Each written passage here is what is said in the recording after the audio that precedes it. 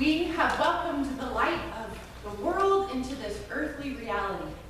We have celebrated the Lord of Lords dwelling with us and through us in humanity and all of creation. We have named Emmanuel, God with us, to be a very real love and purpose. And now we get to live it all out with the Prince of Peace. Oh yeah, that one. If Christ in Jesus has come as all of this, Emmanuel, Lord of Lords, light of the world, certainly peace, and the elimination of strife is and will be the ultimate goal and realization for the world, right? Throughout Advent and our Christmas season, we have explored paradox and have embraced the wondrous mystery in Jesus at Christmas time. But one remains, the paradox of peace and strife. And after reading this tale from Matthew, we're reminded that twinkling lights and presents have much to answer to in light of the reality of the things of the world. Peace and strife. It's an easy duality, no doubt, easily pitted against one another with an obvious winner. We always go for peace over strife, right? Even when we come to value the both and with light and darkness, simplicity and complexity, solitude and community, this duality of peace and strife certainly couldn't follow suit. I mean, who really yearns for strife? The babe, this Prince of Peace, is born and has come into the world. And without a moment to lose, this embodiment of heavenly peace is thrust into epic strife. Flee to Egypt. Avoid brutal and fatal jealousy of King Herod. Become refugees. Enter and endure a foreign land for an uncertain time. And when it feels all right and safe to return, make a new home in another land. Dwell in Galilee, north of where your father's home was, north and far away from everything that was familiar and sacred as found in that land where the Jewish temple resided. Life just seems so obviously split and separated by peace and strife. Even our language mimics this. Keep the peace. Peace is staying together. Peace and quiet. But from the angels and their narration from Matthew, we hear the words flee, escape, go in the night, fear. It is a good thing that Joseph sleeps well these days. His dreams have been terribly important for those early years of Jesus' life. But goodness, the circumstances of Jesus' early life wouldn't warrant much sleep at all, would it? So here we are, running through the desert, seeking one safe haven after another with the Prince of Peace. Peace must then have depth. Peace must be more than the absence of uninvited, unfriendly, worrisome circumstances. Reframing peace can give us the ability to look for and embrace peace in its myriad of expressions. So if we do that for peace, should we offer the same rebranding opportunity to strife? Is it really all that bad? Will you pray with me? God, may the words of my mouth and the meditations of our hearts illuminate your light in our life. And God, with us, illuminate the depth of these ideas and these realities of strife and peace. And where we need to find a third way, invite us over again, guiding us to follow Jesus, the third way born at Christmas. Amen. Despite the descriptive words of Scripture, strife is more than a fear-inducing, violently charged experience. Other words might come to make this word a fuller picture. First, waiting can come with strife. Now, all Advent, we waited in ways that seemed somewhat like an unfair punishment as we watched presents accumulate under the tree or watched the glittering lights. And yet, waiting is the very character of God, specifically seen in creation. Pregnancy requires waiting, even if we're done with that. Pregnancy requires this, it's a strife of sorts that we hold as we long to hold that child in our arms. Seasons exemplify this waiting and being rewarded in such. Whether in planting seeds months before a harvest to be rewarded, or surviving the heat long enough that you can get to the powdered slopes, after church today. All of this happens with waiting. Metamorphosis is a strife-induced process. Time and waiting are essential ingredients for that transformation. So if we include waiting with the word strife, I would also invite us to include the word confinement with strife. I know it elicits this idea of limited to no options. And in a culture and in a world that produces 64 different kinds of mustard, it can seem like a real negative, right? But however, if we embraced such constraints, we might actually have focus, a pinpointed awareness of priorities, purpose, and even a process for living. It's a time of self-reflection without distraction or the ability to blame. Just look at the Apostle Paul, Dietrich Bonhoeffer, Anne Frank, or Piper Kerman, the author and brains behind Orange is the New Black.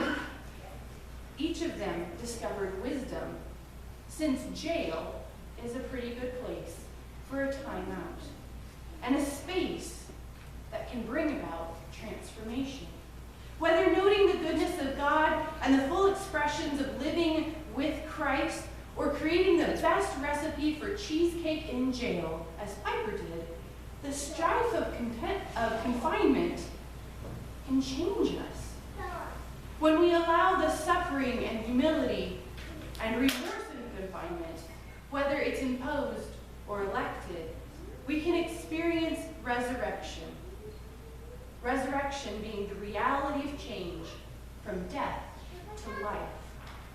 So strife really does offer more depth when you include the words waiting and confinement. It's more than just pure complication, annoyance, fear, or violence. And all of a sudden, the opposites, peace and strife, begin losing that good-evil aura. And they take on a perspective of value.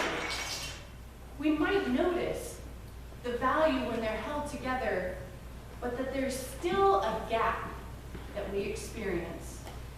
I think that gap is a conflict between our head and our heart.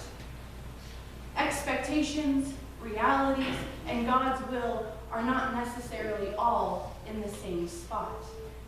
This is where Jesus enters, the birth of a third way.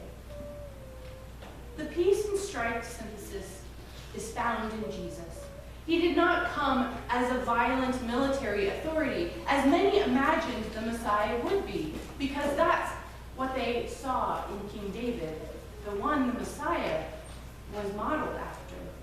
And Jesus didn't also either come as a silent or zealous, set-apart monk, avoiding the world altogether or simply looking down with critique as he sat on a hill praying for the world. He didn't engage violently, nor did he escape. As Barbara Brown Taylor says, Jesus' understanding of peace was a fierce and realistic one, a peace that nothing less than the sure sign of God's presence among us, the be-all, end-all of God's purpose for us. This third way that Jesus embodied and taught kept peace from becoming passive and strife from becoming abusive. Jesus engaged actively with nonviolent and subversive communication and action. Jesus would say over and over again, the kingdom of heaven is here on earth now. You don't have to wait till you die to make up with someone, to reconcile those relationships, to show compassion. Do it now. Now is the time to allow the fullness of love and beauty and sacred justice to influence and change you. In Jesus, we claim a new, full definition of peace, just as we have with strife. Peace includes honesty, grace, curiosity, best effort, relationship, accountability, and restoration. So if that's how we define peace, how is it really lived out? How is it made real? I think through engagement, first of all. This peace, what might even feel like new peace, comes with engagement. Jesus didn't walk away from controversy, especially when he was the instigator. Oh, you don't want me to heal a man on the Sabbath? You don't want me to forgive him?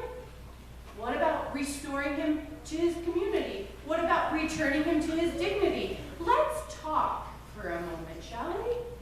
Let's talk if you're able and willing. Let's talk to see if we can find peace in the midst of what feels like strife. What is the way of God, really? Jesus engaged. Another way to make this real is by naming what is true. We are all image bearers. Even the worst of the worst people, even our most personal favorite enemy, are all image bearers of God.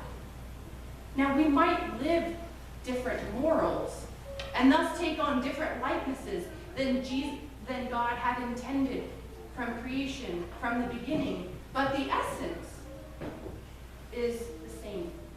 Essence and action are different, but the essence remains sacred and beloved.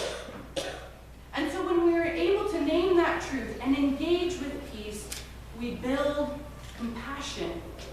New peace, this active, engaged peace, builds the capacity and the practice of compassion.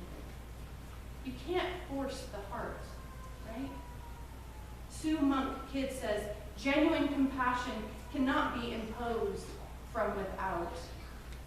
I think of it as you can't legislate love. It just doesn't work. However, we are creatures that need to be reminded that this third way of peace in strife, strife-focusing ways of peace, is something that we choose. Sue Monk Kidd writes again, we don't arbitrarily make our mind to be compassionate so much as we choose to follow a journey that transforms our hearts into a compassionate space. Compassion, which is the very life of God within us, comes through slow and often difficult metamorphosis deep within the human soul. The here and not yet reality of being human in a Christ-soaked world becomes the space we all live in.